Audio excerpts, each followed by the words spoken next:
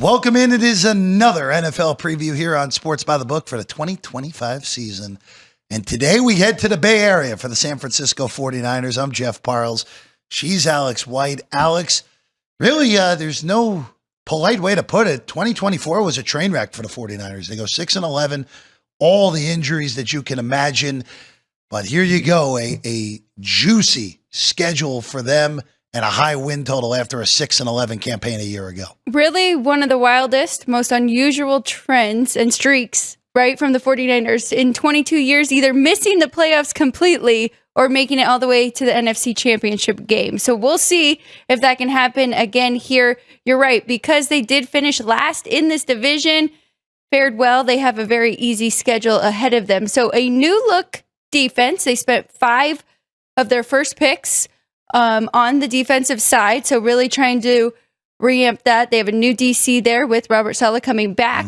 But offense, we have some similar faces there, and we'll get to that. But first, let's start with that easy schedule and that 10.5 win total that the books have projected. Well, if you look at the NFC West as a whole, the Niners have the highest win total on the board.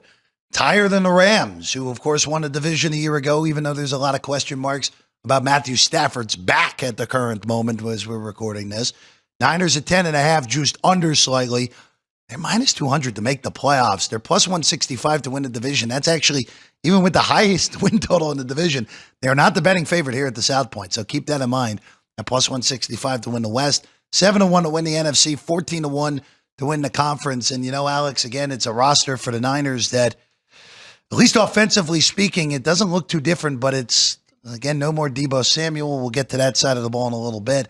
But, boy, this is a lot of just past reputation and a schedule that on paper looks super easy that, at least to me, is causing a similar win total to what the Detroit Lions have, a higher win total than what the Green Bay Packers have, the same total as you see on the Rams, and higher than anyone in the NFC South with the win total. Only Philadelphia in the NFC has a higher win total going into the year than the San Francisco 49ers. So I will give them a little more credit than just the easy schedule, because although they finished 6-11, if you look at their stats from last year, they really don't tell that story at all. Offense and defensively, I mean, 4th total offense, 4th in passing, and then on the defensive side, they were 8th in total defense. Now, they did struggle to stop the run. They were 18th there, but 5th against the pass. So all these stats, right? So they have the pieces. They obviously have a great coaching staff. We've seen Shanahan do this year in and year out, but they just had so many injuries and then only had 6 wins last year.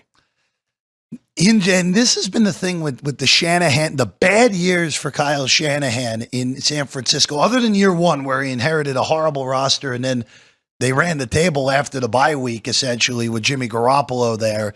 Then the year after Garoppolo tears his ACL, they bought him out. 2020, they had legitimately, you look at their two deep, basically everyone was hurt in that 2020 season. And then the same sort of thing happened again last year. Yeah. And you look at the coach of the year odds here for Kyle Shanahan. I think it's going to be really difficult for him to win it at 20-1. I just think there's too many people in front of him. But then you look at that schedule that you saw on the screen a second ago, and you get out of the gate, yeah, it's 2 road games, but San Francisco is going to be favored week 1, and they're going to probably be pushing a touchdown as a favorite in week 2, even on the road in New Orleans. And then week 3 and week 4, you play Arizona and Jacksonville, 2 teams that you'll be definitely favored against at home.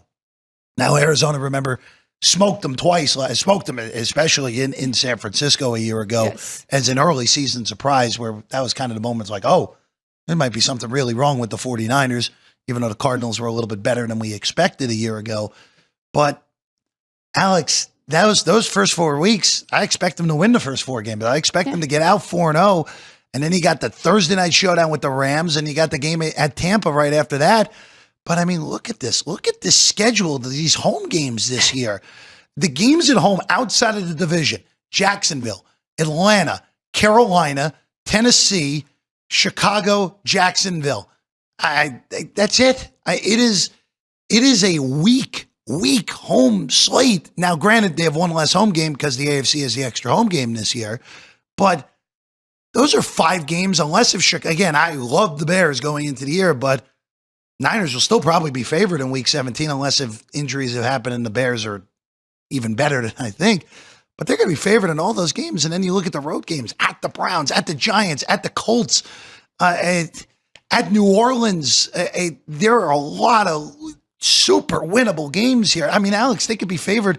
They'll be favored in 12, 13, 14 games this year if the health holds up for the Niners. And that's really what I have. I mean, way too early looking at this schedule. I've got them a dog in 3 and pick them in 2 and the rest a small favorite. So those home games that you mentioned that should be pretty easy. I mean, 5-1, that's already almost halfway there to this win total. I would only be looking over. I do think that they take advantage.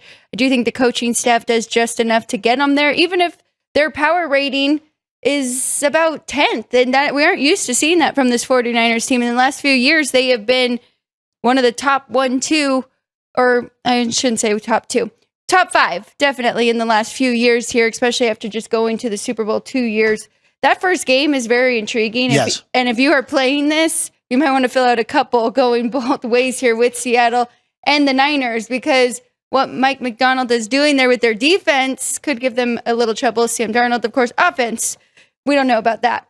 But Jeff and I were both holding it up here. Of course, it is the Jackpot Parlay card. $5. Fill out as many as you want here at the Southport or the Rampart. 25,000 guaranteed. Over or under, Jeff? You think we're going over that 25,000 this year? We have the last few years, but That's again, right. the way that goes through 25,000 is if you come in and bet the card and play the cards. So come in, make sure they're just in by that 10 a.m. Pacific time on that first Sunday of the NFL regular season. Offensively speaking for the 49ers here, of course, Deebo Samuel no longer a 49er. He's now in Washington. Brock Purdy gets his giant contract extension, so that's not hovering over the franchise. Brandon Ayuk, who of course suffered a significant knee injury early last year, is likely going to be out the first 5 to 6 weeks again with that same injury. Juwan Johnson has not been in training camp as well, more unspecified more so than anything. And then there's Christian McCaffrey, who last year, remember, there was nothing wrong with Christian McCaffrey. What are you talking about? There's nothing wrong with him. 4 hours before the game, week 1 on Monday night, Christian McCaffrey's not playing. And it started a nightmarish tug and pull of just, all right, is he going to come back? Is he healthy? All that stuff. And McCaffrey barely played a year ago. So for me, Alex, this is very simple. And this is kind of what it's been with the Niners since they traded for McCaffrey. If Christian McCaffrey is capable of playing 15, 14 games, the San Francisco 49er offense will be completely fine.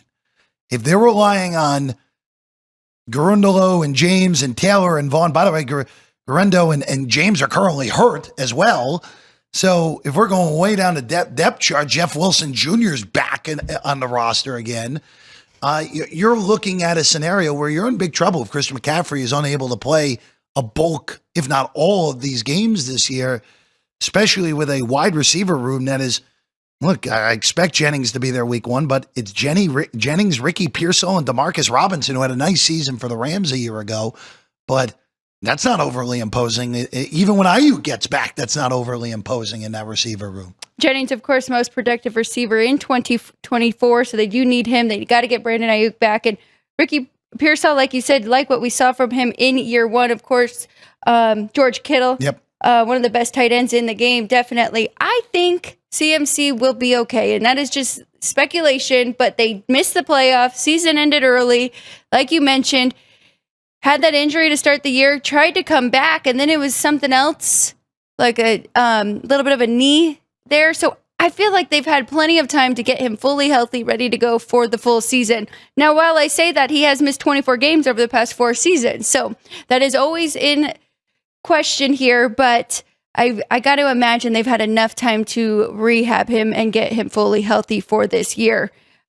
Again, looking at their stats, just because I just am intrigued by this, that they still managed a really good offense last year, even without those guys. So don't ever count them out. I mean, they were even 12th in rushing offense, 4th in passing, 4th total offense, and they were tied for 13th in points allowed. So they're always going to be right there, right? At least average when it comes to this league in the offensive department. Of course, the offensive line, Trent Williams, is still one of the best to do it at left tackle.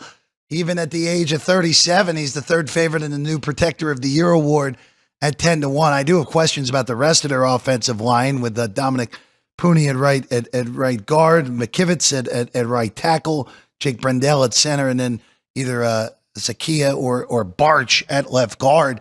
Again, you have one elite player. Again, Trent Williams has dealt with injuries over the last few years. I was going to say that. He's another one who needs to stay healthy on this Niner offense. We also have to give Kyle Juszczyk his due because Kyle Juszczyk has been a really good player for a long time now for the 49ers as well. At the rare fullback position that's in the NFL at this point. All right, defense. As you mentioned, their first 5 draft picks were all on the defensive side of the ball. They draft Mikael Williams in the first round. They draft Alfred Collins in the middle of that defensive line in the second round. They go linebacker with Nick Martin and defensive back with Upton Stout in the third round. And then they go C.J. West, another interior lineman, in the fourth round. So they go full defense in the draft, essentially, Alex. Again, different look. Greenlaw now gone. Afunga now gone in that secondary. Bringing Jason Pinnock. They bring in a few other pieces along with the trade with Bryce Huff, who busted in Philadelphia, but just 2 years ago was one of the best sack masters in the NFL. This is a defense that I think is a little more shoestring than I think people are giving it credit for. Of course, Bosa, when he's right, is as good as anyone as a pass rusher. Yep. 15-1 to be the defensive player of the year. Fred Warner still reliable there at 75-1, but I'm a little bit concerned that this defense, you get injuries to the wrong guy, even with Robert Saleh coming back, who we know is a great defensive coordinator, it could get dicey quickly for San Francisco. I agree. I mean, 2 of the best in their positions with Nick Bosa as a pass rusher and Fred Warner as a linebacker, but then a lot of young pieces everywhere else. But I do trust Robert Saleh. I do think that he will be able to make this work. And again, looking at the stats from last year, they still were not terrible. 8th total defense, 5th against the pass, and 18th against the run. They were tied for 27th in points allowed. So there's definitely their fallback and how they did lose those games. But I think they will be in it. Easy schedule, competitive enough. I still think they're the best in this division, and I sound very lame because all my number ones match up pretty much with the books here, but they definitely differ between 2, 3, and 4. Just talent-wise, power rating-wise, I still think San Francisco is a step ahead of the other 3. The Matthew Stafford back injury is going to tell the tale in this division more so than anything. If Matthew Stafford is healthy, I think the Rams run away and hide with this division. If Matthew Stafford is not healthy, and we'll get to it on the Rams preview, what their situation is. Hello, Jimmy G. Little familiarity. Then the door is wide open for both San Francisco and Arizona to win this division. The Niners' schedule is a joke. They're going to make the playoffs. Now, are they good enough to go over 10.5? I'm not sure this roster is an 11, 12 win roster. I think they're closer to an 8, 9, 10 win roster with a schedule that on paper seems to be a joke. But as we know, there's a reason they play the games on the field and not on paper. This schedule could end up being difficult out of nowhere. We never know. So in the end, I do like the Niners to be a playoff team, but I have no interest in laying $2 on the yes.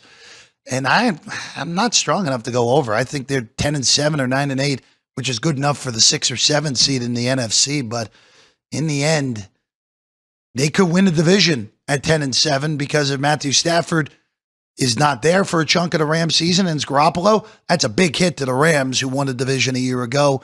And I still, even with the Cardinals finishing ahead of the Niners last year, the Niners are still a better roster to me than Arizona. I think if you're looking for a way to bet this team and maybe win total, wait until those first few weeks, because I think it's going to take some time for this defense to gel. I think they have a tough go of it to start, and we went over a few of those games, but at Seattle, at Tampa Bay, at Los Angeles against the Rams, and then the schedule gets pretty easy looking at hosting the Rams and on there from November 9th and on. I think that those games are a lot more manageable. So I would wait and see if you get a better number and then go over. I do think they will be double digits, but I would like a 9.5. I'm not confident here at a 10.5. The one issue with their schedule that I forgot to bring up earlier, I've mentioned this in other ones. I do not like teams that have super late buys or super early buys. San Francisco's in week 14.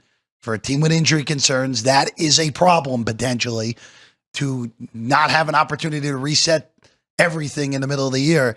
You only have 4 games left. Now, granted, that 4-game stretch of Carolina at Cleveland, Tennessee, and at Indianapolis is a pretty juicy stretch where they should be able to go 4-0 unless if the injury bug has hit them in a hard way. So, again, schedule, boy, on paper, this schedule looks so easy for the Niners. But again, a team with injury concerns, that's what worries me more so than anything for the Niners going into the year. Playoff team, not a threat to, I think, Alex, you mentioned the stretch earlier. It ends this year. I think Niners so too. make the playoffs, but don't make the NFC Championship game at least. I'm with That's you. where I'm at on San Francisco right now. 14-1 to win the whole shebang here at the South Point. I think I'll take a shot on CMC in some of my fantasy leagues. I think if you can get him late enough, I really do think. I don't hate the comeback player of the year, but we've kind of been over that too, and I do love Hutchinson for that one. So yeah, it's going to be tough. Could be tough for CMC to win that comeback player of the year, as we've discussed on other ones. Aiden Hutchinson if he comes back after that grizzly leg injury and performs at a high level, he's doing it again. He's going to win that and might even win defensive player of the year. McCaffrey in the offensive player of the year market is interesting if the Niners have a big year. But you can get pretty good numbers on that. It's been a while since McCaffrey wasn't at the top of the board on this going into the season. So that's another one. As you see, McCaffrey's 22-1. He's usually up where Barkley and Jamar and Jahmyr Gibbs and Derrick Henry usually are on that offensive player of the year. But again, I think it's hard to see Barkley win it for a second straight year, but Jamar Chase, if Cincinnati's as good as I think they are, probably wins that award if we're refusing to give it to the MVP, who also happens to play offense. That's the one thing I still don't understand why. How can the MVP be an offensive player but not be the offensive player of the year? How does that work out? That doesn't make sense to me, and it happens almost every year in the NFL. All right, that's what we got for you. This has been the San Francisco 49ers here today on the Sports by the Book NFL 2025 season previews. Make sure you're subscribed to the channel. Make sure you are watching us Monday through Friday, 10 a.m. Pacific time, 1 o'clock Eastern. We bring you the best in sports betting that day, looking ahead to what we got to bet that day, and also to our NFL content. Strong and steady here. Our football frenzies are coming back with Hall of Fame bookmakers Chris Andrews and Vinny Magliulo, so be on the lookout for that, leading into week 0 of the college football season as well, and week 1 of the NFL season, of course, on that first Thursday of September. She's Alex White. I'm Jeff Parles. Again, remember to fill out your $5 parlay jackpot cards out now here at the South Point for week 1 of the NFL season. This has been the San Francisco 49ers. We'll catch you again next time right here on Sports by the Book, live from the South Point Hotel and Casino in lovely Las Vegas.